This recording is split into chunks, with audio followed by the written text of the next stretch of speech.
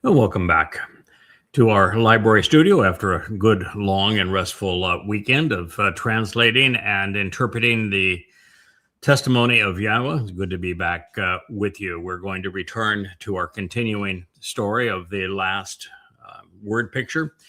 We are, of course, well past the text of the 31st Mashal, but there's so much more to learn about what happened to have a adoptive mother show up at Dowd's doorstep right there in the castle and read the king, her adoptive son, the riot act and tell him that he was abusing alcohol and needed to stop, that he was way too focused on the physicality of women as opposed to their intelligence, that he was squandering the opportunity that was before him, that he was not to be an ordinary king, but to be exceptional, and that she would adorn him for success, that she would be there to support him. And through that process, we say, well, who in the world was this person? We find out it's the person that Yahowah and Dowd designate as the Amah, Yahowah's Amah, the productive mother. Dowd would say of this that she is the most amazing of women and that she is a shar, which is beneficial and offers blessings as a result of all she has to contribute. And we were reading that and saying, who in the world could have visited with Dowd under these circumstances? And we read what God had to say about the Amah and how it progressed through Ruth, who was particularly important in Leah's, my wife's, relationship with Yahowah. Brought us together, actually, some 18 years ago.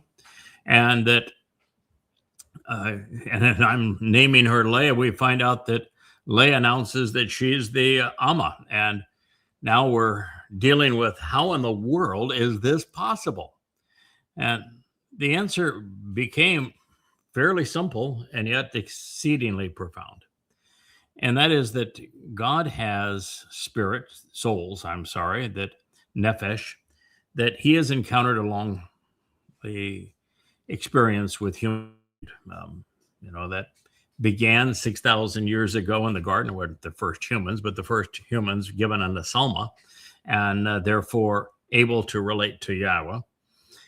And from that time to this time, he has found a small number of souls that share attributes and attitudes that God finds not only serviceable, but attractive. And he has deployed those individuals on a necessary basis through time to keep his people and his plan on track. By doing so, he's not interfering with free will. He is not having to leave Shamaim. He is not contradicting his operating procedure, which was to work through men and women as opposed to apart from them or against them or over them. And he is able to enjoy the results of delegating something that he knows this individual is going to be successful in achieving. Watches, a child of his perform, which brings him great pleasure. And we find that those who are part of God's story get the support and tutelage they need, have the circumstances around them prepared in such a way that they're going to be successful without overpowering the situation, without God becoming so assertive that he can't be denied, which would work against his whole purpose. And so we've realized that the first of these individuals was Chanok, known as Enoch, And when we investigated what God had to say about him and his name, we realized that this was actually the same fellow that we meet later as Eythan Ha'Ezraky, whose name conveys very similar attributes, and that this is one of the people, one of the souls that God has found useful, and he has inserted him throughout time. And one of the things which is so profound for me, and we won't get to this, my friends, for a matter of weeks at the earliest. I'm about 75, 80 pages ahead of where we are now in this program in my translations and an analysis of the 89th Mizmowr, which has in it the most remarkable verb I have yet encountered in all of my translations. It's Yahowah.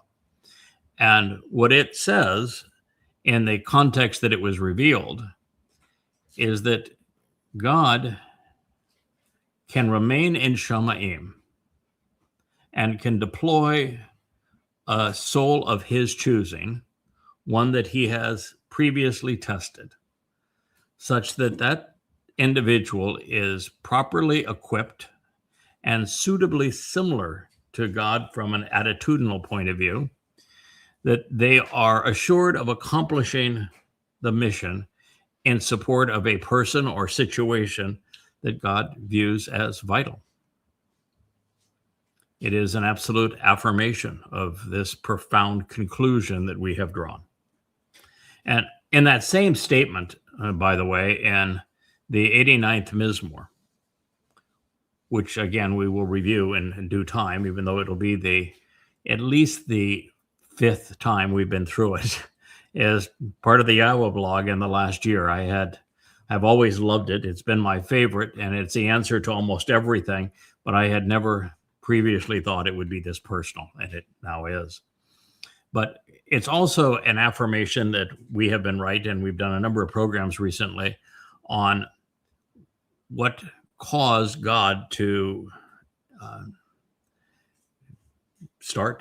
initiate the fall of man, and why we were booted out of the garden and given the 6,000-year opportunity to get our act together and do the three things God was looking for, and why we are being asked to escort a mortal remnant of Yisra'el, after purging them of all traces of religion and politics, back into the conditions of the garden on Sukkah in 2033, so that they can demonstrate that they can do the three things that God is desiring of us.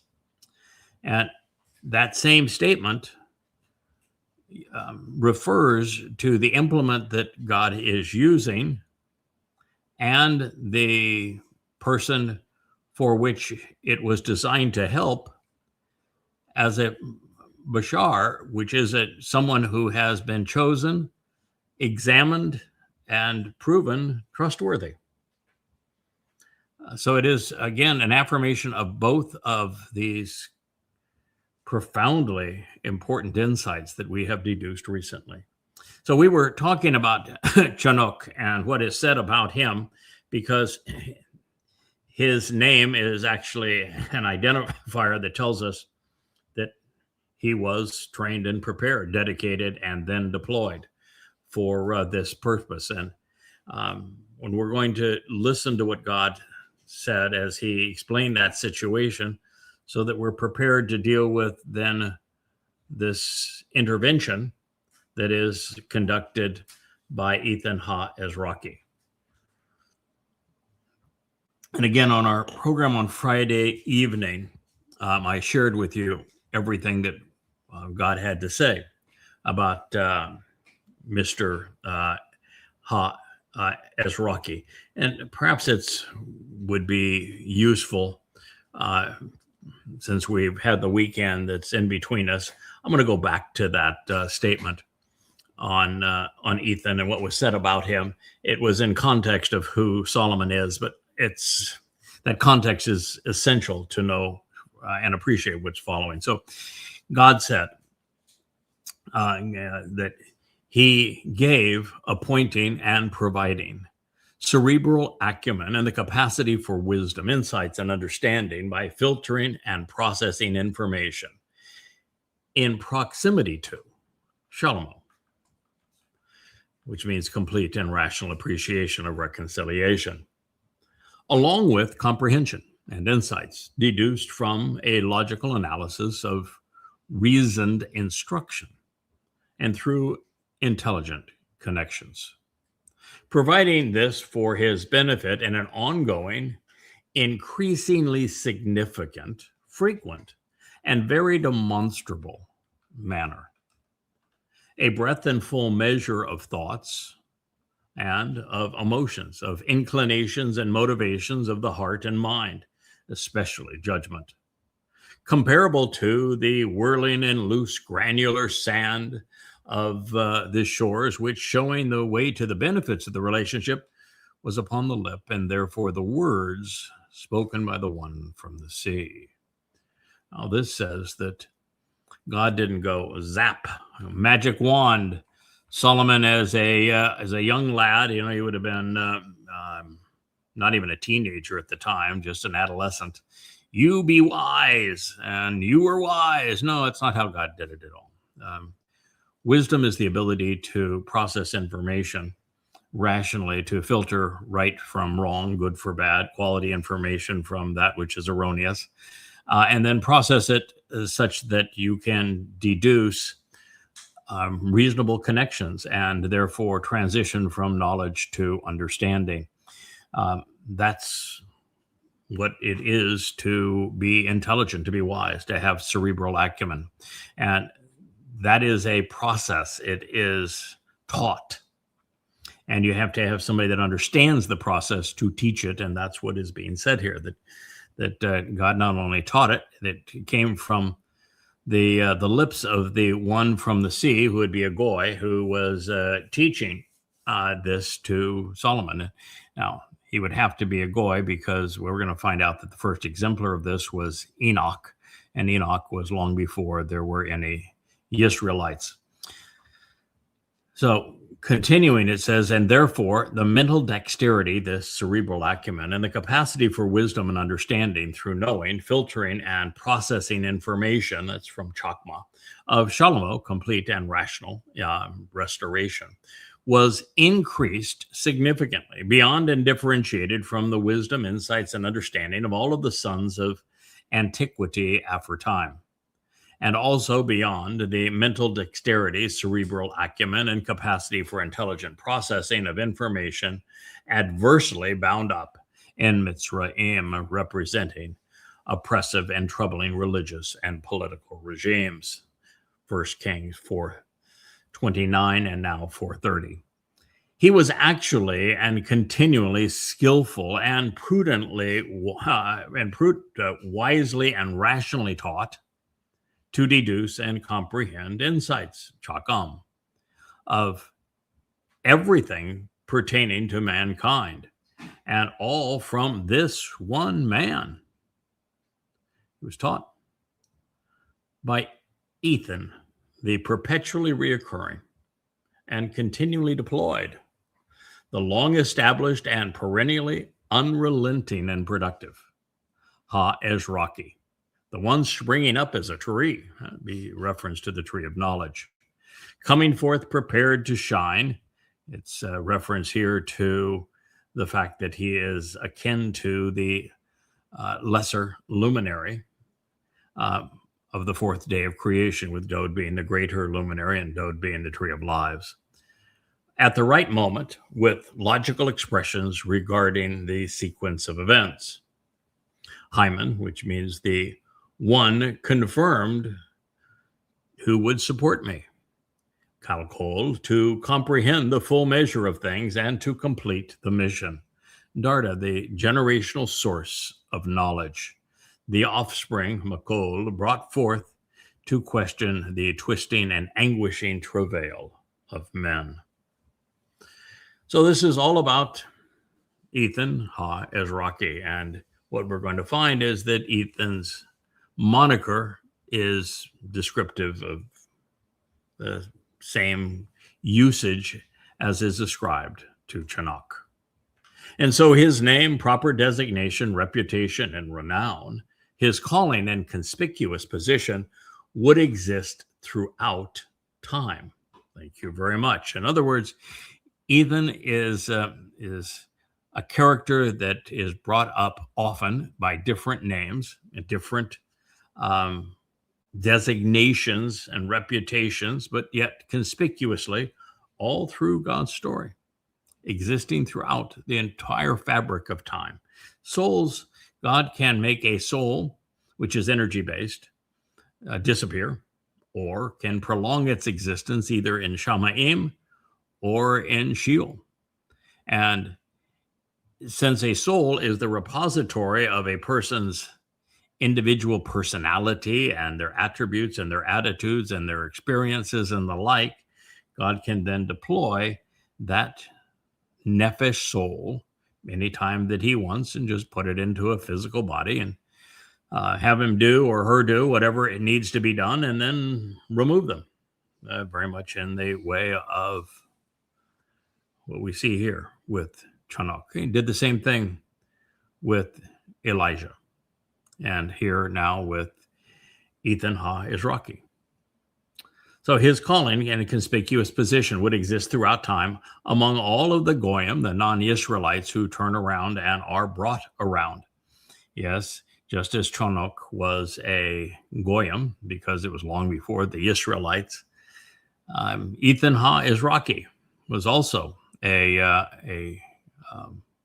designated as a non-Israelite. And the reason for that is it really doesn't matter the lineage that might have been shown pursuant to him. It has all to do where his soul first originated.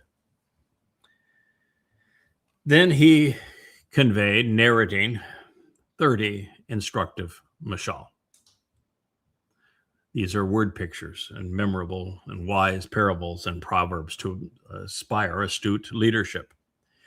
In this case, there are 31 of them, and it says that he wrote 30 of them.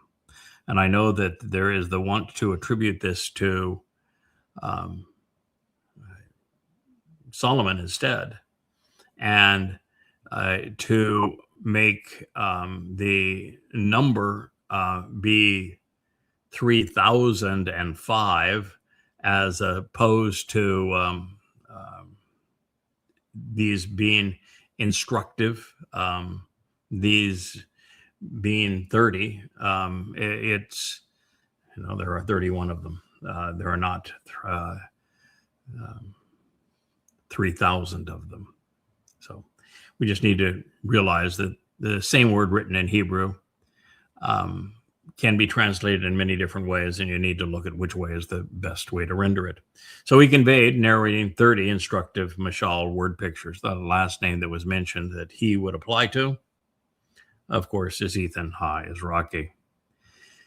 As memorable and wise parables to inspire astute leadership. These are mashals. And his sure songs, this is important because of the opening statement of the 89th Mizmowr. It is a shir song, and that's a fairly uncommon word in prophetic literature, but it is used here. And his shir songs about his journey through life will be 5.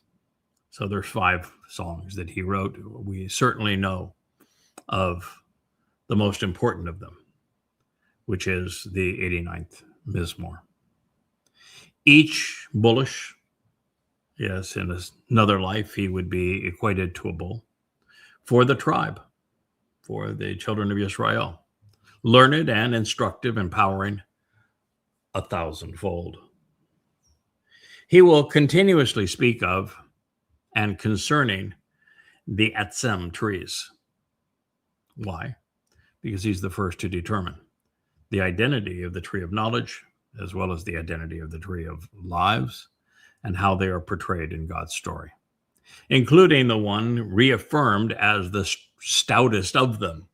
The stoutest of the trees, of course, is Dowd, as the tree of lives, for the benefit of the relationship is with those who are purified and white, inclusive of the restoring witness of the Hyssop.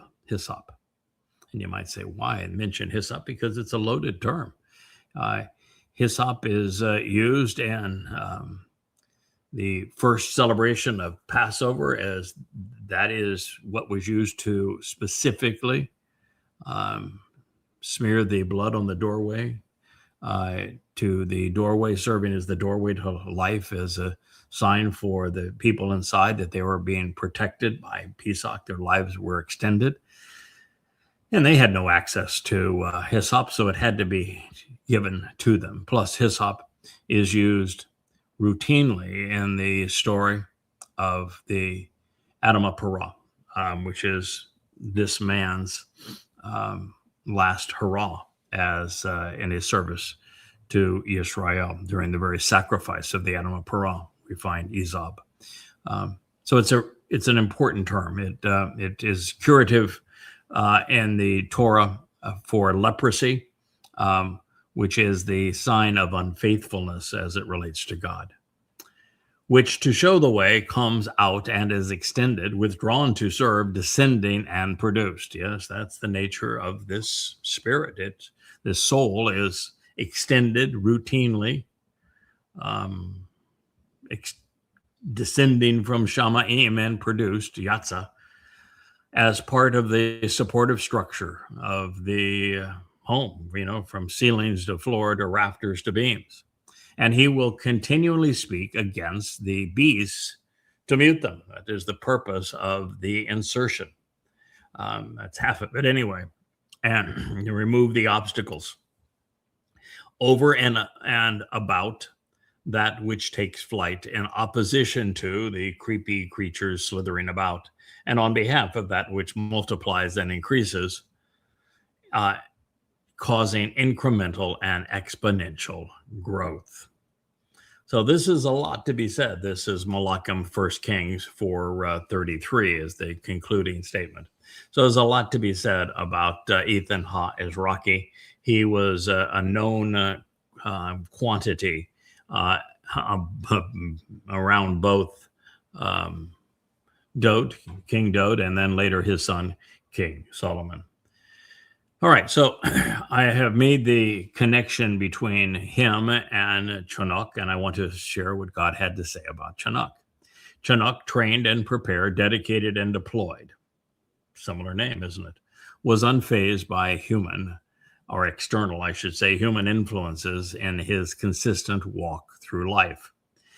This is the Hitpael stem, which indicates that he was able to be used by God because he was not influenced by cultural, societal, religious, or political control mechanisms, which affect the overwhelming preponderance of people, making them unusable for God. With the Almighty. Afterwards, he delivered with him Methuselah, a man sent as a stem, an individual dispatched as a shoot from Math, man, and Shalach, sent out as a Shalach, shoot, stem, or sprout. This is indicative of his return as the choder, the stem off the tree of knowledge. At 300 years, then he fathered other sons and daughters. Yes, he would be the father of the covenant. All of the days of Chanok, trained and dedicated, as well as deployed, were and will be 365 years. So Chanok, trained and prepared, dedicated and deployed, unfazed by external societal influences, consistently walked, traveling through life with the Almighty. And then there was nothing of him, because God grasped hold of him at that moment and obtained him for a period of time. That is Bereshith 5:22 through 24. Now, the plan that God has hinted at, and I think fairly overtly, by his presentation of Eythan Ha'Ezraky and now of Chanok, is quite ingenious. God can infuse any situation whatsoever to influence or incentivize, even protect his plan or people as needed to keep everything moving forward without ever violating free will or cause and effect. Every insertion becomes a teaching opportunity. He continues to work with us and through us rather than overpowering the circumstances or against us. Moshe, Dowd, Shalomo, and Yeshaya could speak confidently about the Nakry, for example, this observant foreigner, and the Amah, the productive mother that is his wife, because, well, they had witnessed them in action. Now, as a result, it has become apparent to me that I am actually the one telling Dowd who he is and what he would accomplish following his encounter with Yahweh's Amah in the final word picture. In fact, I think I'm the narrator, I should say, singing my wife's praises in Mashal 31, and that I followed her meeting with my own and presented the 89th Mizmowr. And I think as we get into it, you'll find that that conclusion is exceedingly well evidenced. Now, of course, you're free to disagree, but prior to me putting all of the clues together to form and frame Yahweh's portrait of his son, no one on earth was aware of any of this. And nothing is more important pursuant to the reconciliation of mankind with God. Based upon my unique understanding of it and love for Dowd, for Yahweh, of course, and for the 89th Psalm, I am now certain that Yahweh reinserted me for this purpose and for me to now record it and then share what we discussed.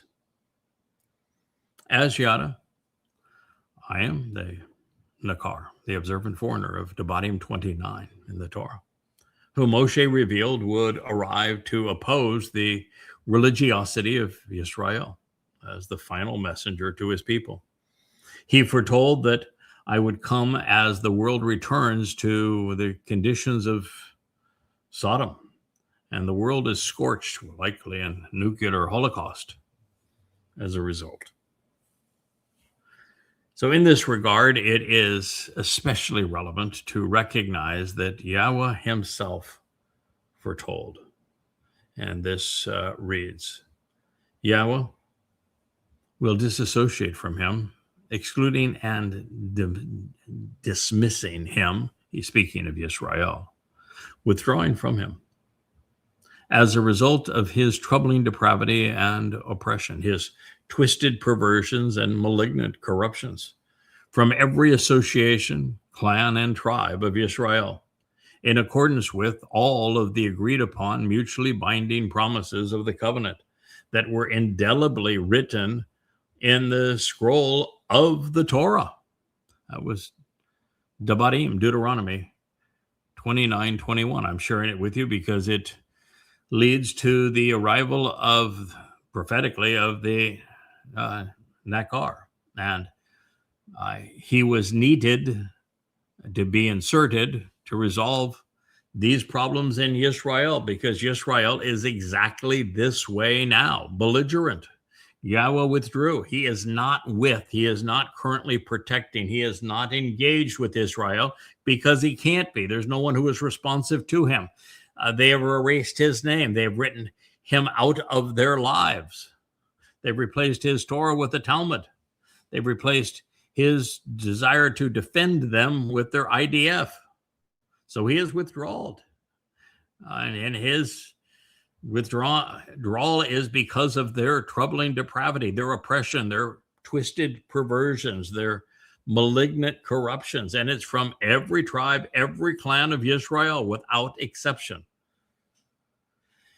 And it's because they welched on the deal. They have violated the terms of the covenant and of the Torah.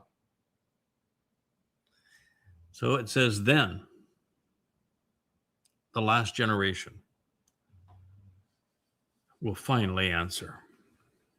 They will finally respond, making a profession and a promise. Your descendants, led among the correct path to receive the benefits of the relationship, will rise, and they will take a stand such that they are established. During a time quite distant from yours, Moshe said, because Nakry, the observant foreigner, the discerning individual who will pay close attention, carefully examining and thoughtfully considering the evidence, so as to recognize and acknowledge all of this man unrelated by ethnicity, who will come to perceive and respect what he discovers. It's from Nakry. To recognize and acknowledge, to know and to regard that which he discovers through exploring, observing, and listening. He's going to arrive. He will come from a faraway place at a distant time. Sounds very much like the reinsertion of Chanok, doesn't it? Sounds very much like God's going to re-enable Eythan Ha'Ezraky.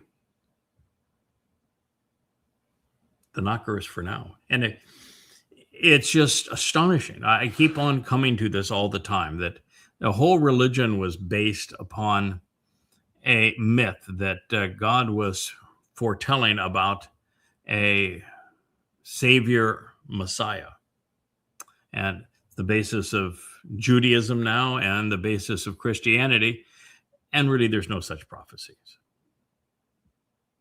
But there are many, many prophecies regarding this Nakry, whether it's the Nakar or Nakry, same individual, this observant foreigner. They're all over the place, beginning in the Torah. There's no mention of a coming Messiah in the Torah. But there is of the Nakry. And when you turn to the most prophetic of books, there's lots of mentions of Dowd, but every bit as much of the Nakar. And it talks about this man that's the same one as Obed-Edom, this Eythan Ha'Ezraki individual that's going to save many. And it speaks of the Towrah arriving also at this time. And yet, with all of these prophecies, and there are so many hundreds of them, I think the number is probably well past 1,000. Profoundly important prophecies. No one is looking for this individual. And they're looking for a mythical individual that does not exist. And yet, the Nakry is going to arrive. He's going to come from a faraway place and time, pursuant to those listening to Moshe as Yisraelites. And it says specifically, he's going to arrive during the last generation. And he will be the one who finally answers, who makes a profession and promise on behalf of your descendants, so that they take advantage, Asher, of the path to receive the benefits of the relationship. So then they will see, speaking of those who witness the arrival of the Nakry, perceive, witness, and understand that which is plaguing the population of this land and of the earth, this evil disease and overall impairment, which is so grievous, necessitating intercession of this kind to resolve the sickness, precluding the benefits associated with Yahowah. Dabarym, Deuteronomy 29:22. People have become religious and therefore plagued, diseased, impaired, and it necessitates the intervention of the Nakar, this Nakry, this observant foreigner. And this is at a time when the world is going to be at war. It says that brimstone, bearing the stench and decay, but also its purifying blue light, and salt, that which can preclude life on land and yet preserves food, will change the composition but not consume this entire region, even much of the earth. That is to say, there will be a nuclear holocaust. And there will also be events which trigger massive tsunamis.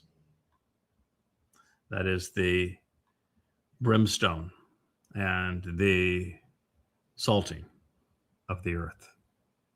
In fact, today they could actually occur simultaneously based upon the weapon the Russians have devised, which is a exceedingly fast torpedo that is a nuclear device that explodes just offshore, causing a radioactive tsunami, salt and radioactive material to destroy life in the places that it comes ashore. He says, nothing will be sown, no seeds dispersed or planted, and nothing harvested, such that nothing will sprout and grow. We're just now 90 days away from the time of Israel's troubles, and it is going to be progressively more difficult to grow food and to produce a harvest. But God's really not talking about crops at this point. He's talking about souls. And what he's saying is that during this time, it is going to be very rare that someone is harvested. As a matter of fact, that the Shabuah harvest, I think, will be very few, and it precedes this time of trouble. And the Teruah gleaning, which will be fewer still, follows it. And God's just saying it's going to be really sparse out there. And along with all of this, and by the way, that's okay. We're not looking for quantity. We're looking for quality. God's not ever been interested in trying to save everybody or even a majority of people, but of allowing us to demonstrate that we're worthy of spending an eternity with him and being elevated past the fourth, fifth, sixth, and into the seventh dimension. So along with all of this, vegetation will no longer rise. That's speaking of like the mature grain that would be harvested for Shabuah. Similar to the destruction of Sodom, scorched, and Amorah, manipulative and tyrannical. He's saying that the politics and the religiosity of the earth are going to be very similar to what was witnessed and described in Sodom and Amorah. And when you consider the current president of the United States, that's exactly what we're witnessing, isn't it? And it says, of the Amah, the reddish ground, and the Saboyim, the swelling of the adulteress, with Yahowah destroyed his resentment and in his hostility. So there will be those that Yahowah does away with at this time.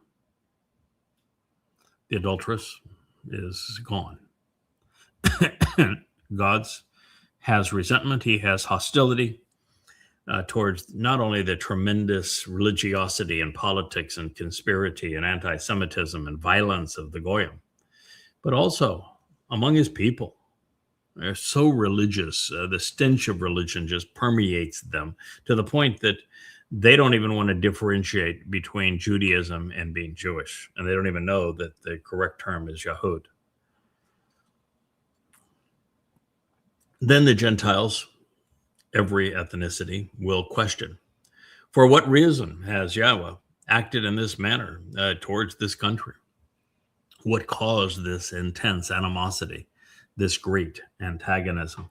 Boy, with the likes of the influencers that exist today, you can see them wagging the finger at Israel, can't you? Moreover, they will say, regarding the way to the relationship, they neither neglected or they rejected the covenant.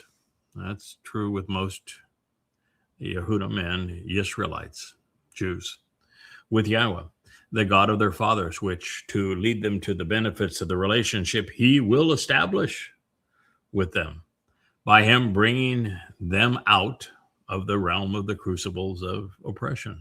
Dabarym 29:25.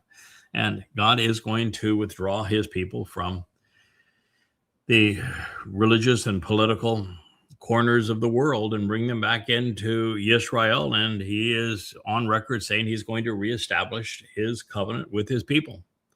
We can count on this occurring. So they have pursued and served other gods. That is the nature of Judaism. The Christians created Christianity. It's certainly the nature of Christianity. And Jews are responsible for Islam, having sold Muhammad their Talmud stories. So they will have pursued and served other gods, in addition to verbally explaining their allegiance to them. Hashem, G-D. He's not Yahweh, I'll tell you that for sure. These are gods whom they were unfamiliar. They did not know. Negating and dividing them, deceiving and dispersing them. There's nothing worse than false gods to drive people away from the actual God. The animosity of Yahweh against this country and region, Israel as it exists today, will bring upon it all of the harmful consequences that were written in this scroll, that be of the Torah. And rather than God protecting Israel over the next 7 years, they're going to endure the onslaught of their religiosity. They're going to endure what they have done to themselves through their rabbis and their politicians. They brought this on themselves. They have only themselves to blame. And it won't be till Towrah in 2033, the 24th of September of 2033, year 6000 Yah, that God's going to intervene and protect that final mortal remnant of his people. Therefore, Yahweh will have uprooted them from their land in frustration, resentment, and consternation, sending them around the world, and in hostile antagonism, as if snapping a twig in anger, as a sign of furious discord, dissension, and disharmony, breaking their branches away in annoyance. He will have thrown them into another land, consistent with this day. Yeah, they would not be residing in the promised land for much of the time between these events, between this speech and the time that it's all reconciled and the Nakry has arrived. The concealed things concerning Yahweh, our God, and the things which are revealed and then discovered and openly known are for us to approach, and for our descendants to draw near through the restoring witness of yesterday, today, and tomorrow, so that we may approach by acting upon and engaging in all of the words of this Torah, the source of teaching and guidance. Dabarym 29:29. So, speaking of this restoring witness and of this observant foreigner, in the same Torah, Yahweh himself said, "And it shall come to pass, if they will not trust or rely upon you, or listen to the voice of the first and foremost prominent sign, providing proof, then they will trust and rely upon the coal voice of the last sign, providing proof, serving as a signal and a banner, a distinguishing promise and evidence used in the validation of a consent agreement." This is Shemoth, Exodus 4:8. Are you listening? Well, without any viable alternative, and now entering the last days, we are just now less than 3 months away. And I've been at this now for 25 years. It should be obvious to everyone who is paying attention that there is no other option for the role of Nakry. No one else is going to fill the shelves with 35 books written over the course of 100,000 hours, comprising 25,000 pages of amplified translations from the oldest extant sources, including the Dead Sea Scrolls, with tens of thousands of unique insights unheralded previously, and a blog to present them to you.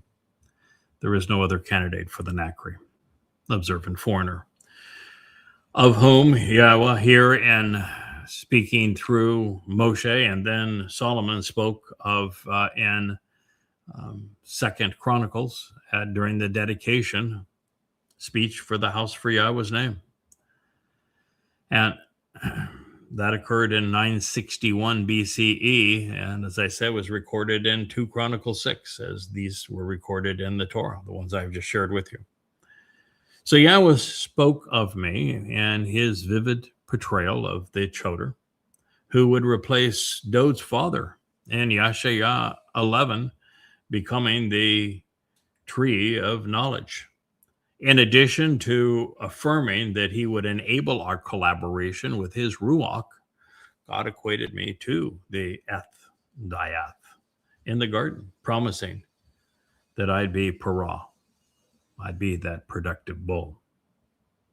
As a result, I've accompanied Dod to support the Messiah as he delivered, and I explained, the sweeping prophecies presented in Babylon to Daniel in 555 BCE.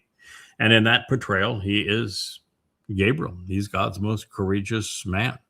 Well, I am Maskyl, one who is right about God.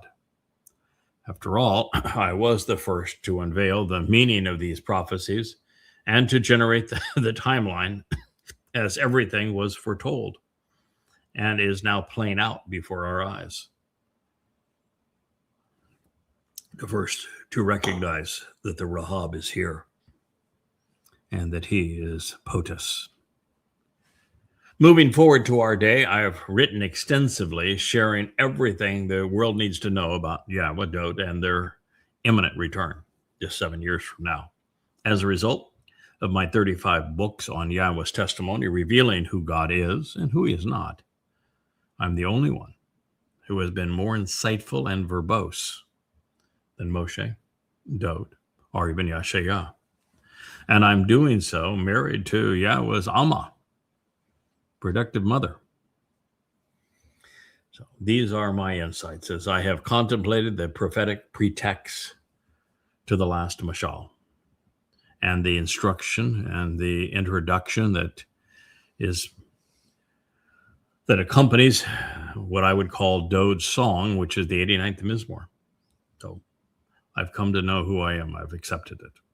I know where I have been and where Yahweh intends to go with all of this, and much of it I have shared with you.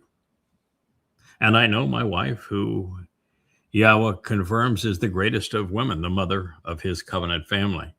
Your interpretation of this material, of course, is up to you. My job is to find it, to explain it, and yours is to apply what I have discovered as you see fit. Now, returning to the star attraction, when the most select of us, Dod, deselected himself over the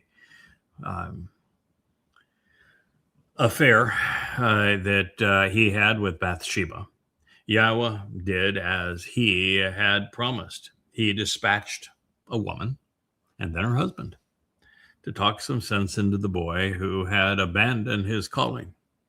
Oh boy, he was now 56 years old, but from God's point of view, he was still his son. And God had done so. There would have been no hope for humankind had he not. The cornerstone upon which the covenant home would be constructed was cracked, and it was crumbling 3,000 years ago. So please consider the gravity of this situation. Billions of men have acted badly, have stolen another's wife. 1 million have even had a husband killed to claim his bride. But this wasn't an ordinary king. He was the future savior of the world. And yet no one knew it at the time, including Dod himself. The solution to Yahweh's savior problem wouldn't be as easy as dialing up a contemporary, because Dod wasn't listening to any of them. There was no way to prevail at this time because no one on the planet had a clue as to what Dod would achieve to salvage the human experiment. And that wouldn't be known for another 30 centuries, at least from the time of Dod's egregious offense. Even then, it would be another score of years thereafter for someone to finally come to the recognition that the king was slated to fulfill Pesach Matzon Bakudim in his second of 3 lives in 33 CE, as had been foretold. 4 years later, this same man had his wife direct his attention to the last mashal, which has opened the floodgates of understanding. So here we are, the subject of an arranged marriage by Yahowah himself, and likely for this express purpose. And now in the shadow of this very day that we celebrated our 8th anniversary. Her name was Lisa, but I named her Leah at her request. Not that she requested Leah, but she requested a new name. I chose Leah. She was abandoned by her father at birth.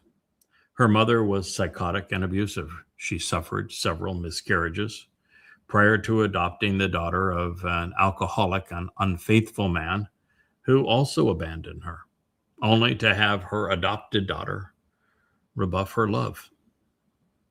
Perfectly prepared for this mission, to have empathy with what Yahowah was enduring. And as for us, we connected online. I think I've shared this story with you many times before, and it occurred a decade before we actually met because she was trying to assess why Ruth, Dowd's great-grandmother, referred to herself as an Amah, a productive mother. At the time, her opening question to me was the same as she posed to Dowd in the 31st Mashal.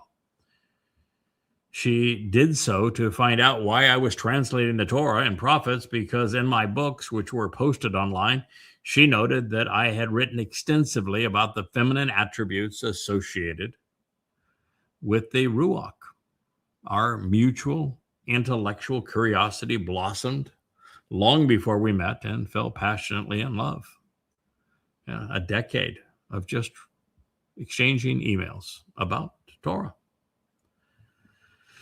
And not just with one another, but with the Torah, its Bereth, its Moedim, and with Yahowah and Dowd is what we developed our love around. Now, as for me, while I've shared this previously, it bears repeating. My father was so abusive, I had to get a restraining order against him. My mother proved useless in this regard. My eldest son turned against me as I was working to protect, enable, and enrich him. His actions were so vile. After confronting him to no avail, I was determined never to speak to him or see him again. It had all progressed as was, I guess, required, really, to properly engage in something quite similar, trying to resolve this dispute between Yahowah and his son. I have experience in such things.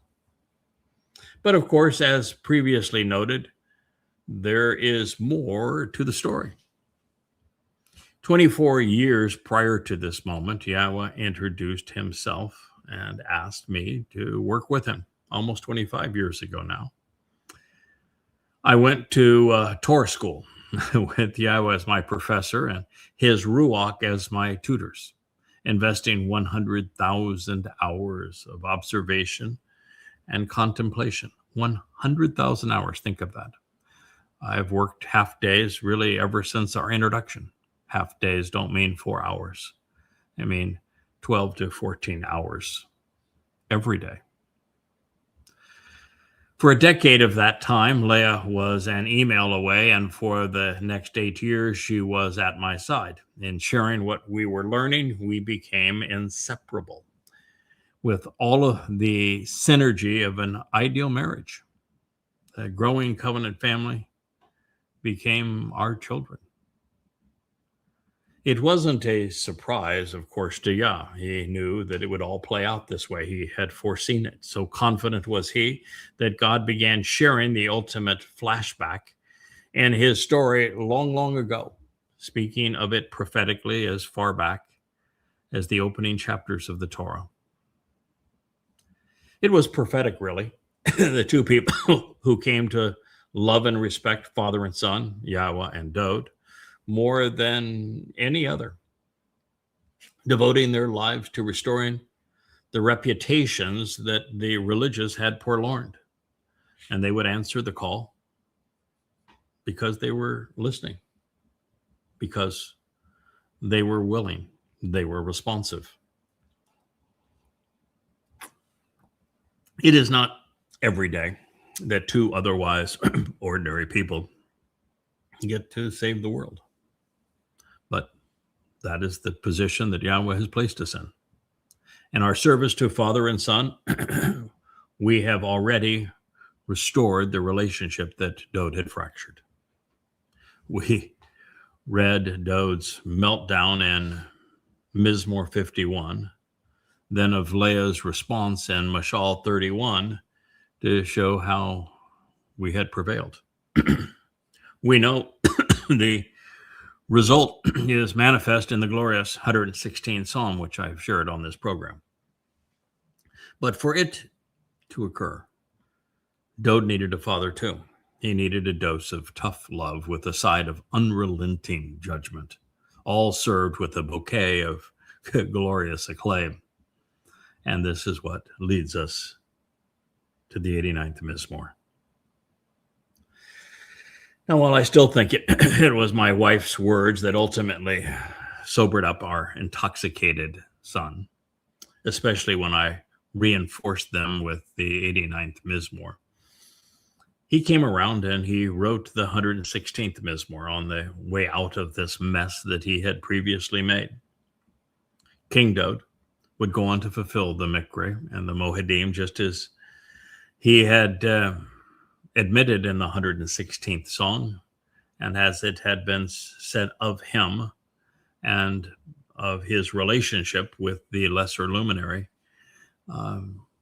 working together, lesser luminary reflecting the sun's brilliance for having done so. Now, I would write what has become the tree of knowledge to turn Yisrael's attention to the tree of lives. And now on the cusp of Shabuah and in anticipation of Towrah, Dowd's adoptive father knows that he will be laying down his life to facilitate the proper homecoming for the Son of God and his return. We are positioned to appreciate the reference finally to Yishe pursuant to the Towrah. As I've shared, it's rather obvious that God would have me replace him.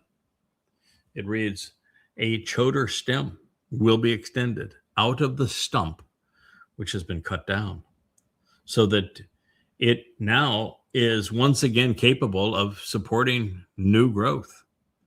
It had been Yishe to stand out and be noticed, drawing attention to the substance of existence as a Natsar, observant branch, by means of its roots and that which keeps it anchored, steadfast and nourished, such that he will continually bear an abundance of fruit, being a productive bull, while encouraging productivity in others. Parah. That was Yeshayah 11:1. Yishe was the fallen stump that had to be cut down for the Netzer, observant branch, to be extended as the Towrah stem, revitalizing the roots that had gone dormant over time. Yisrael would become productive again, at long last. Symbolically, there would be resolution also in Hyssop. It's first used in Shemoth names, Exodus 12:22, when addressing how Passover would become the door to life. The blood of the lamb was smeared on the entrance to every home by dipping hyssop into it. And it was Yada who would represent the Ezob and the service to the souls benefiting from the blood of the Al that was shed for them on Pesach. Then in Kara, Leviticus 14:4-6, and 49-52, Hyssop is presented as the way of purging the stigma of leprosy, a man and also from his home. And since the only reported case of it, other than the momentary sign on Moshe's hand when, he attempted to, or when God wanted to show that he was with him. But the only other case was the attempted subversion of Moshe's credibility, if you remember, as Moshe being called to be Yahowah's spokesperson, his sister, Miriam, embittered, chose to just speak out and speak over him, to replace him, to also speak to God. And so we see Hyssop as the cure for that mentality. Now, apart from the two aforementioned Torah citations, this one associated with Eythan Ha'Ezraky and Malachim, and Dowd's defense, or Dowd's reference, I should say, and the 51st Mizmowr, he used Hyssop, and it's deployed an eighth and a ninth time, and he used it to say this is going to cause me to appear clean. He also used it it's also used in the Torah and other places, but we find Hyssop in a very important usage in the story of how the mortal remnant of Yisra'el is going to be purged of their religiosity. This is in Numbers 19:6 and Numbers 19:17 through 19, in conjunction, of course, with the Adamah Parah. Hyssop is added to the blazing fire of the altar in which the productive bull has been placed to purge the returning remnant of Yisra'el of their guilt on Towrah, just 10 days before Dowd's return as king, and along with Yahowah. Now, as I've shared previously, when pondering the implications of Dowd's reference during his meltdown in the 50th Psalm, Hyssop is actually a remedy for leprosy, and it's curative when purging a wide range of ailments. The following assessments are supported by both traditional therapies and by emerging scientific research. Now, these include that hyssop is beneficial for skin health. When diluted hyssop's essential oils are successfully used topically to treat epidermis infections, even acne and puncture wounds, and it is known to restore disfigured and scar tissue due to its antiseptic and anti-inflammatory properties. Second, it's antimicrobial and antiviral. Hyssop exhibits strong antimicrobial, antifungal, and antiviral properties. That's a lot for one herb. It is used therapeutically to treat all manner of ailments and is even proved to inhibit herpes viruses and to treat respiratory and urinary tract infections. Third, it has an effect on the immune and circulatory systems. Hyssop boosts immune function by fighting pathogens and improving circulation. It is demonstrated as a remedy for arthritis, gout, and inadequate blood flow. Number 4 is as respiratory support. The herb acts as an expectorant, helping to loosen mucus and relieve coughs, colds, bronchitis, and asthma symptoms. It reduces airway constriction and allergic reactions more effectively than corticosteroid drugs. Number 5, digestive aid. The oils extracted from hyssop stimulate the production of digestive enzymes and bile, improving digestion, reducing gas, bloating, and cramping. It serves to protect the stomach lining and helps prevent ulcers. Number 6, it's anti-inflammatory. It's an antioxidant. Hyssop is rich in polyphenols and flavonoids, which are such that the herb combats oxidative stress. It reduces inflammation while lowering the risk of chronic disease, including even cancer. I think of our good friend Kirk, who is probably just now completing his final treatment for prostate infection of this kind. We'll celebrate with you this evening, Captain Kirk. And 7, the mental and emotional well-being is another effect of hyssop. It has a calming aroma, which is used in aromatherapy to reduce stress, to enhance mood, and to promote recovery from anxiety and depression. In addition, the prolific lavender flowers seem symbolic of Shamayim and indicative of the concluding colors of the rainbow, again, symbolic of the covenant. All right, so now we know the identity of the man conveying Dowd's song on behalf of his father. So it's time we venture back into the ultimate Mizmowr, the greatest song ever sung. I see it as not only the cornerstone of the covenant, and so does God, by the way, and of Yahweh's home on earth, but also as the keystone of my assigned mission. I think it was inspired and written, well, at least 8 years before the 60th Yobel. The 60th Yobel year of 3000 Yah, which is 968 BCE, would have been 4 years prior to the conclusion of Dowd's first of 3 lives. The 89th Psalm is the epitome of divine prose. It's the most important piece of literature, I think, ever written. So this is a maskyl, a portrayal of insights to contemplate and comprehend. It was composed by Eythan, the reoccurring one, who was often deployed.